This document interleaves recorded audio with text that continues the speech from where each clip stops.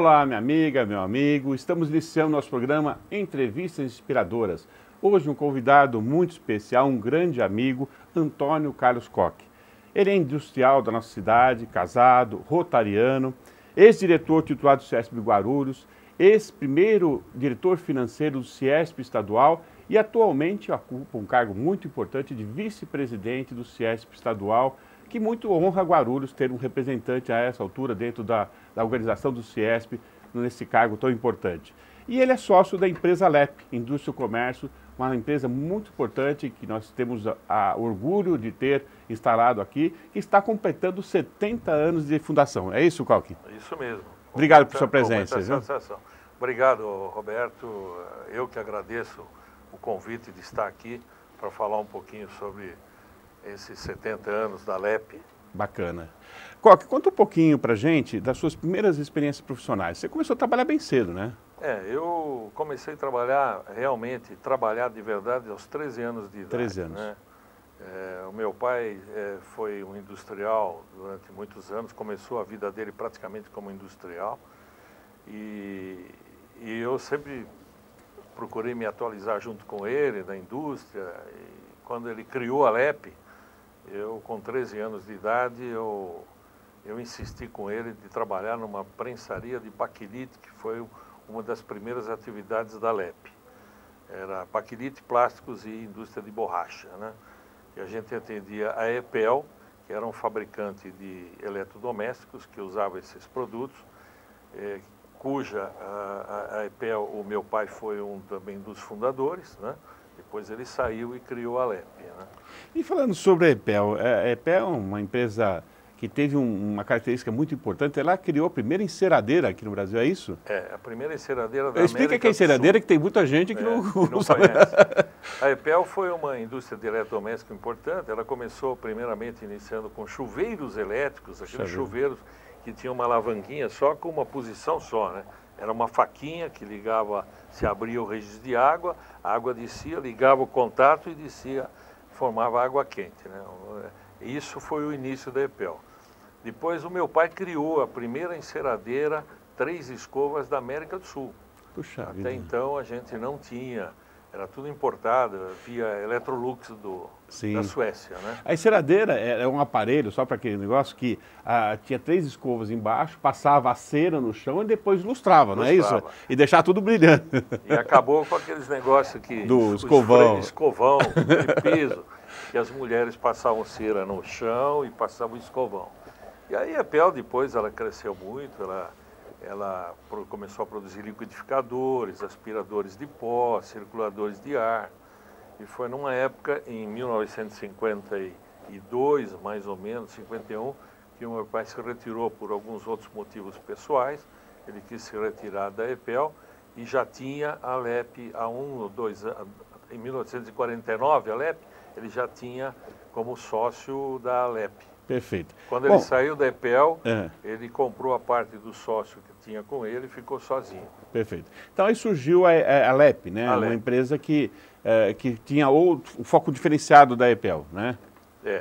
Como eu falei, a LEP, inicialmente ela começou com a fabricação de produtos plásticos, baquelite e borracha. Perfeito. E depois ela enveredou para a indústria de fundição de ferro cinzento comum. Você tem quantos irmãos, Koch? Tenho 2. 2 irmãos. 2 irmãos. Os irmãos também trabalhavam na empresa, os outros 2? Não, eu era o mais velho. O mais velho, verdade. Eram mais novos. A diferença do meio são 5 anos. Essa transição, depois a gente vai falar de transição hoje, como é que está na LEP. Naquela época, o teu pai, de alguma forma, já passava as coisas para vocês ou não era tão simples assim? Não, era uma luta muito, muito difícil, porque enquanto meu pai foi da EPEL, a gente morava num sobrado muito bom, ele tinha carro novo todo ano, 0 quilômetro, ele importava carro diretamente dos Estados Unidos, ia buscar no Rio. E quando ele comprou a EPEL, é lógico, a LEP, desculpe, ele se endividou, né? Ele teve que pagar a parte do sócio dele. E aí a primeira coisa que a gente fez foi mudar para em cima da fábrica. Tinha um escritório muito grande, ele dividiu o escritório e falou, vamos morar aqui, né? E alugou a casa que ele tinha e posteriormente depois ele vendeu. Então nós morávamos praticamente no escritório da empresa. Puxa vida. Né? Isso aí. A LEP, ela ficava na Zona Norte, na Parada Inglesa, não é isso? Ficava na rua Paulo Avelar, na Parada Inglesa, justamente em frente à EPEL. É por isso que LEP é o contrário de EPEL. Porque fica do outro lado. Se você colocar um espelho, você vai ver. Verdade. Exatamente. E quando ela veio para Guarulhos, Coque? Em 1969, nós compramos uma área em Guarulhos, onde nós estamos hoje, e em 1974 nós iniciamos as primeiras atividades, que foi a atividade de fundição. Então começou a trabalhar a fundição aqui em 74, paralelamente também em São Paulo, até desativar por completo, né? Nós tínhamos outras atividades também, que era uma fábrica de virabrequins para automóveis, para o mercado de reposição, e continuamos com borracha e baquelite. Posteriormente, borracha nós eliminamos, ficou baquelite, que foi a última atividade. A gente tinha uns clientes que a gente fazia peças técnicas. Baquelite como é que fabrica, Coque? Baquelite é prensado com pó. Prensado, é um pó de alta resistência é uma pedra, elétrica. Né? Não, ele é um pó, que você tem uma ferramenta, que a gente chama de ferramental, um estampo, e que você joga o pó dentro da ferramenta e prensa ele a temperatura elevada, com resistências, né? E espera o cozimento dele e aí a peça se solidifica, fica um bloco. Certo. Então aí tem diversas peças, né? O telefone, aqueles telefones antigos preto, era baquelite? Era baquelite. Não sabia, olha que coisa. Ele tem alta resistência elétrica. Puxa vida. E depois que terminou o baquelite, só ficou fundição? Só ficou a fundição e virabrequins para automóvel. E a fundição direcionada ao mercado de autopeças ou não? Tem outras? Sempre, a fundição inicialmente era voltado a qualquer segmento, indústria de máquina, de equipamento, e depois, a partir de 1966, 65, foi uma era da indústria automobilística crescendo, nós começamos a desenvolver peças para a indústria automobilística. E fazemos isso até hoje para a indústria de caminhões, ônibus, tratores, a indústria mais pesada, não para automóveis. São essa, a linha de produção da LEP é essa hoje? Hoje é essa. Hoje é essa. E o virabrequim do Fusca? O virabrequim teve o seu tempo de auge, né? Que nós fabricamos os virabrequins para a Volkswagen, depois veio os carros nacionais, Corcel, Chevette, Fiat e tal. E fabricamos muitos virabrequins para competição, que exportávamos muito para o mercado americano. O México também, né? México também exportava, mas de competição era mais para o mercado americano. Virabrequins especiais que elevavam o motor de um Fusca para 270 cavalos. Nossa! Era uma loucura. E esse segmento era muito bom. Mas com o tempo isso foi mudando, né? Mesmo aqui no Brasil, hoje os motores que saem nos automóveis, eles têm longa duração, ninguém troca mais peça. Então a gente ficou restrito à exportação para o mercado, alguma coisa para o mercado alemão, para os árabes, a Venezuela, o México foi o último a terminar com o motor Fusca-R, né? E Venezuela a gente exportava muito, né? Depois com a crise que começou a ocorrer lá alguns anos atrás parou, aí nós decidimos parar com a fabricação de virabrequins. Perfeito. Hoje a LEP exporta alguma coisa? Exporta, nós exportamos para a China, nós exportamos alguma coisa para a Caterpillar da China, para a Indonésia, né, para os Estados Unidos. Esses são, basicamente, hoje o volume de exportação não é muito grande, mas é significativo pelos países que nós exportamos. Sem dúvida. Nós estamos em crise já há um bom tempo, né, Coque? Termina uma crise e começa outra, né, emendando praticamente muito. Como é que vocês estão fazendo para driblar os últimos anos as crises? Olha, é um problema que a LEP, ela teve um momento na sua história que a gente... Era um momento difícil financeiramente, né? Eu perdi um sócio muito cedo, com 50 e poucos anos, teve um infarto fulminante e ele fazia parte de banco, finanças, e eu fazia a parte comercial, eu sempre gostei da parte comercial. Com o falecimento dele, os meus sócios na época eram tudo homem de chão de fábrica. Meu pai, um outro sócio que eu tinha, todos eles também se foram. E então foi muito difícil para mim, porque eu tive que pegar e mudar meu estilo de vida. Largar a parte comercial e ir para a área financeira. E tinha muita dívida para pagar e tal. E a LEP, eu botei na minha cabeça que eu tinha que me reestruturar para não depender mais de banco, né? E esse eu acho que foi o grande sucesso da LEP. que depois, ao longo dos anos, a gente não precisou mais de banco, trabalhava com capital próprio. E esse capital próprio é que nos ajudou nessa última crise que teve agora. Nós perdemos muito dinheiro, mas tínhamos e não ficamos endividados.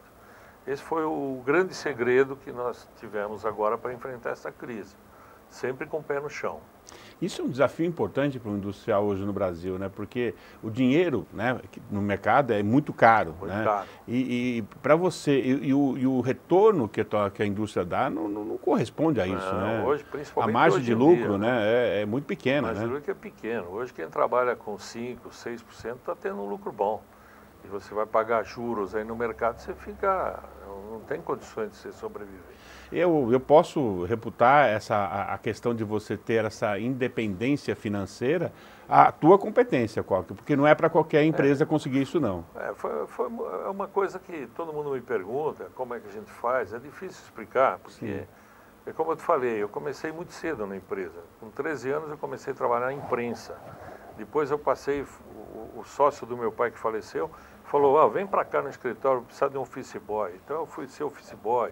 Naquela época se pagava duplicata em banco no centro da cidade de São Paulo. Você não pagava em qualquer banco. Né? Então você foi tendo uma experiência muito grande nisso. Né? Então eu vivia a indústria o tempo todo. Então eu sabia e era envolvido com as dificuldades. E não sei, alguma coisa também ajuda. Claro. E ninguém pegou leve com você porque você era filho do dono. Né? Não, sempre você foi tratado como um funcionário. Como assim, funcionário, sempre. Eu sempre fui. Eu era registrado como funcionário. E é curioso, né? Às vezes eu só passei a ser sócio da LEP em 1967, quando nós criamos a Impave, que era uma subsidiária nossa, que era a indústria de virabrequins. Nós montamos, aí eu entrei como sócio. Você vê hoje em dia, há toda uma restrição para que o jovem, nos seus 14, 15 anos, comece a trabalhar, né? Muitos só começam a trabalhar depois dos 18, 19 anos. Eu acho um erro tremendo, né? Porque... Esse é um grande erro.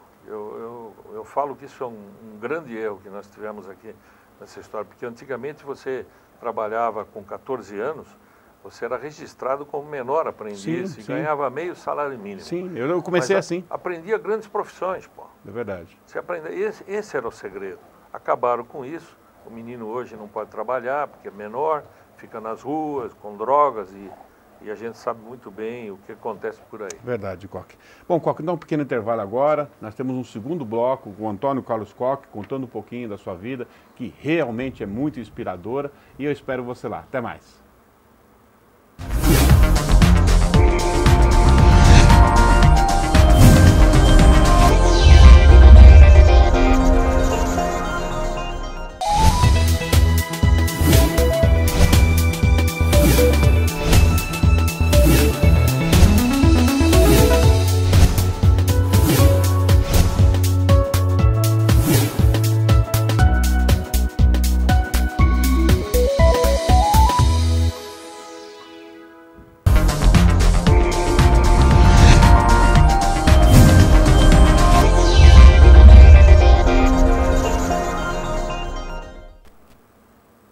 De volta com o nosso programa Entrevistas Inspiradoras. Hoje nosso convidado, Antônio Carlos Coque, contou um pouquinho da sua infância já, desde tenra idade, começando a transitar no meio da fábrica, né, tendo aquela experiência do chão de fábrica e ao longo de toda a sua trajetória sempre foi pautado nisso.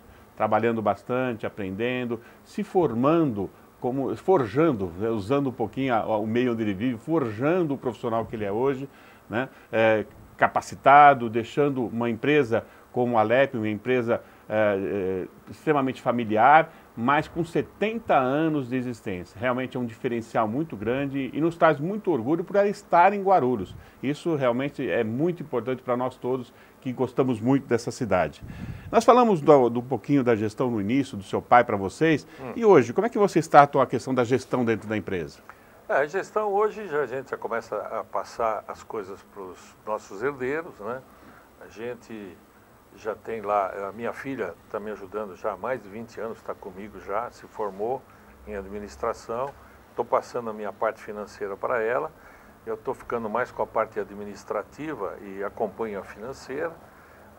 O meu irmão, o caçula, que tem uma diferença de 9 anos de idade comigo, ele já tem a filha dela também, que é advogada. está como chefe do RH e departamento pessoal, coordenando. O meu irmão, o mais velho, o do meio, né? Não, o mais velho sou eu. Do meio. O do meio. Já tem um filho dele que é engenheiro também, com boa experiência, está lá dentro também, na área.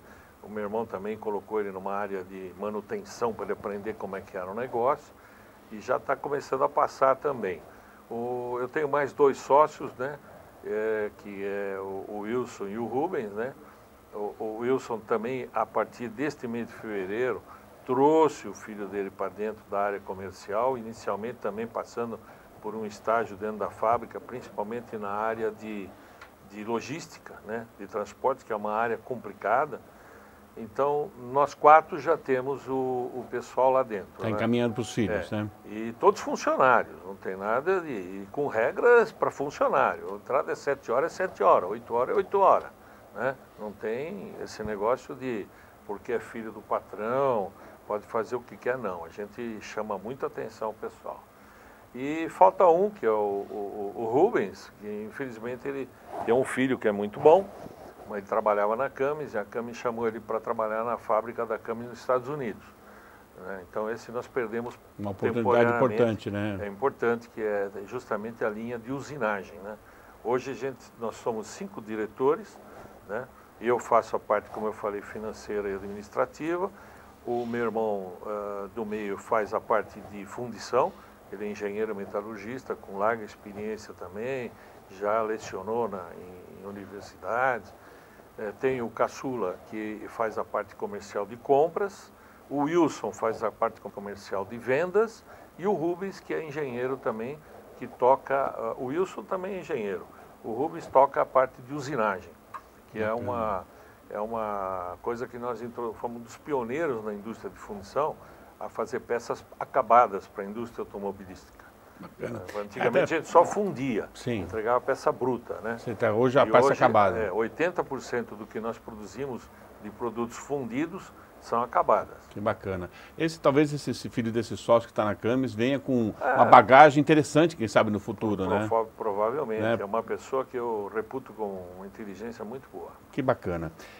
Fala um pouquinho sobre a questão de novos projetos da LEP. Vocês estão criando? A LEP, em função da crise, ela parou um pouquinho para esperar as coisas melhorarem. Né? Sentarem, né? Porque nós, inclusive, construímos um prédio de 4.500 metros quadrados, na mesma rua nossa. Adquirimos um terreno de 15 mil metros quadrados, construímos um prédio para transformar a usinagem para lá. Levaríamos a usinagem para lá e ampliaríamos a fundição, uma fundição mais moderna, automatizada, onde hoje está a usinagem. Isso tudo parou em função da crise. Nós estamos com o prédio vazio, está lá pronto, dá até dó, mas para mudar, está pronto. O prédio está montado, tudo, com instalação, geradores, cabine de energia, tudo prontinho. Mas enquanto a gente não vislumbrar uma situação melhor para o país, a gente não vai mudar, não.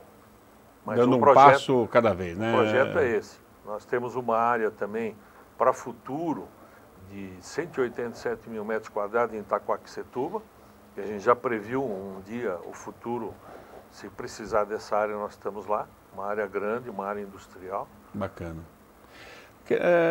Fala um pouquinho, a gente desde o começo do programa está falando sobre os 70 anos da LEP, né? Como é que são as comemorações? Porque são 70 anos, né? Puxa vida. A gente está fazendo um trabalho, está iniciando o trabalho este ano, porque na verdade a gente comemora 19 de julho os 70 anos, que é a data do contrato social. Na verdade a LEP nasceu muito antes. Antigamente a gente tinha o contrato social quase um ano depois. Você abria a firma, começava a trabalhar. Então, a partir deste ano, a gente começou a fazer algumas comemorações voltadas aos funcionários, principalmente aos funcionários. Então, nós fizemos a semana retrasada uma cerimônia de entrega de novos crachás. Começamos toda a diretoria esteve lá às 5 horas da manhã. Montamos um pequeno palco, um tapete vermelho. Os funcionários não sabiam o que estava acontecendo, porque isso foi preparado no domingo para segunda. Então eles chegavam, entregavam o crachá antigo e recebiam um crachá novo alusível aos 70 anos. Que bacana. E era cumprimentado por todos os sócios. Que bacana. Todos os diretores. Foi um negócio muito emocionante. Eu vou Tiraram fazer... fotografia e tudo mais. Que bacana. Eu vou fazer uma pergunta, mas eu sei a resposta. O funcionário dentro da LEP é valorizado, né? Ele é valorizado. Ele é valorizado. Eu o sei pessoal, disso. olha, foi uma experiência essa muito grande que tinha gente que ia cumprimentar, chorava. E depois eu soube que teve gente que falava, pô, eu nunca fui cumprimentado pelo diretor da empresa. Olha que bacana. Abraçado pelo diretor da empresa. Então isso é emotivo. Bacana. Eu digo isso porque eu conheço pessoas que trabalham lá e eles se sentem em orgulho de fazerem parte da família Alep, que é uma grande família, né? Você vê que desde os sócios, se são parentes, irmãos, são pessoas que estão tanto tempo junto que já passaram a ser da família também. E agora os filhos dando continuidade, né? Então é realmente uma família Alep muito bacana, né, Coque? Isso aí... nós acabamos, saiu agora, aposentou-se definitivamente um funcionário que estava há 51 anos. 51 anos. Por motivo de saúde, ele teve que se retirar. Coque, em breves palavras, como é que você resume a trajetória da empresa? Olha, é muita luta, muito sacrifício, né? Passamos por épocas dificílimas, né? Como eu te falei no começo, problemas financeiros, depois nós tivemos aí ao longo dos anos os planos reais e outros planos Bresser, e cada plano que saía era uma emoção muito grande, a gente ainda estava com certa dificuldade, mas a gente venceu por persistência, sabe? A gente tem que trabalhar, tem que acreditar naquilo que você está fazendo, não pode esmorecer. Ao longo dos anos nós fizemos sempre isso. E a LEP foi uma firma sempre voltada a novos desenvolvimentos, e esse é um ponto fundamental.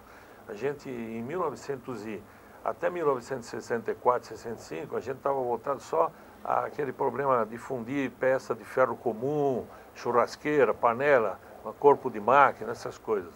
Em 1965 e 66, nós conseguimos desenvolver um material muito especial, que era chamado, ainda hoje, né, ferro nodular. O nodular foi um ferro que substituiu o aço em muitas coisas, e ali foi um desenvolvimento da LEP muito grande, porque nós entramos nesse ramo do automobilístico, fazendo panela de freio, disco de freio e tudo mais, né? E aí virabrequins, e aí por diante, aí foi. E sempre alterando, para virabrequim, para borracha, para isso, introduz outra coisa nova. Eu sei que você tem um respeito e uma admiração muito grande pelo seu pai, né? Sem dúvida. Qual o principal legado que ele deixou para vocês? Olha, meu pai deixou um legado, trabalho e honestidade, e perseverança. Meu pai era tão honesto que ele não admitia sequer alguém roubar alguma coisa dele. E o fato é que ele saiu daquela empresa por esse motivo.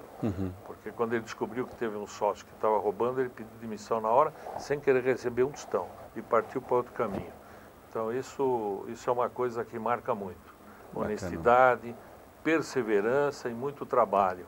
Muito trabalho. Meu pai era um homem que trabalhava das 6 da manhã até 1 hora da manhã, se precisasse 2 horas da manhã, trabalhando. Então, esse foi o grande legado que ele deixou para nós como exemplo. Bacana. Coque, eu sei que você gosta muito de viajar, né? É um prazer grande e é um prazer que eu acho que você merece. O que você gosta de fazer nas horas de lazer, além de viajar? Na hora de lazer, eu gosto de trabalhar. Eu gosto de trabalhar, né? O meu grande lazer é viagem mesmo. Eu sei. Viagem, né? E trabalho para a sociedade, trabalho no Rotary, como você falou. Eu estou há 40 anos no meu clube de Rotary, né? Então a gente tem um grupo de amigos, e esse grupo de amigos a gente tem uma confraria de vinho, que a gente se reúne. O meu lazer se resume a isso aqui. Bacana. Eu gosto de ver, às vezes, curtir alguns as filmes, netas. curtir os netos, isso é muito importante, né? Mas o meu lazer principal é viajar. Bacana. Eu podendo viajar, eu viajo sempre. Bacana. Coque, nós estamos chegando ao final do programa, realmente é muito rápido, né? Esse programa tem como um dos principais objetivos dele estimular o empreendedorismo, principalmente com os jovens. Então, o jovem, às vezes, tem aquele sonho de empreender seu próprio negócio, tudo, mas acaba ficando com medo de fracassar. Para esses jovens, qual a mensagem que você deixa? Eu acho que o jovem não pode ter medo de fracassar, em primeiro lugar. Se ele tem um princípio, um objetivo, ele tem que buscar esse objetivo, custe o que custar. Vai tropeçar, vai cair, vai levantar, mas ele tem que ter. tem que ter perseverança. Se ele for mole, ele desanima logo no primeiro momento. Então, a mensagem que eu digo, deixo para eles é o seguinte: trabalhem, insistam naquilo que vocês querem, não deixe, como se diz na gíria, a peteca cair, vá em frente, vocês vão tropeçar bastante, vão cair, mas continue. Perseverança acima de tudo. Bacana. Antônio Carlos Koch, nosso entrevistado de hoje, muito obrigado. Foi um prazer tê-lo com a gente, viu, Koch? Obrigado. Obrigado a vocês. Obrigado. Eu agradeço mais uma vez estar aqui com você, falando um pouquinho da gente, um Bacana. pouquinho da LEP, né? Bacana. Nos seus 72 anos, que isso é... 70 anos, desculpa. Mas eu tenho um pouco antes, né? Um pouquinho antes, mas nós vamos chegar em 72, eu espero que eu chegue também. Tá bom, Koch. E é isso. O Koch, um grande amigo, uma pessoa que eu admiro pela competência, pela correção, pela postura, ética, honesta. Então, é uma pessoa que, para mim, inspira muito. E tenho certeza que também a vocês. Obrigado por sua audiência e até uma nova oportunidade. Até mais.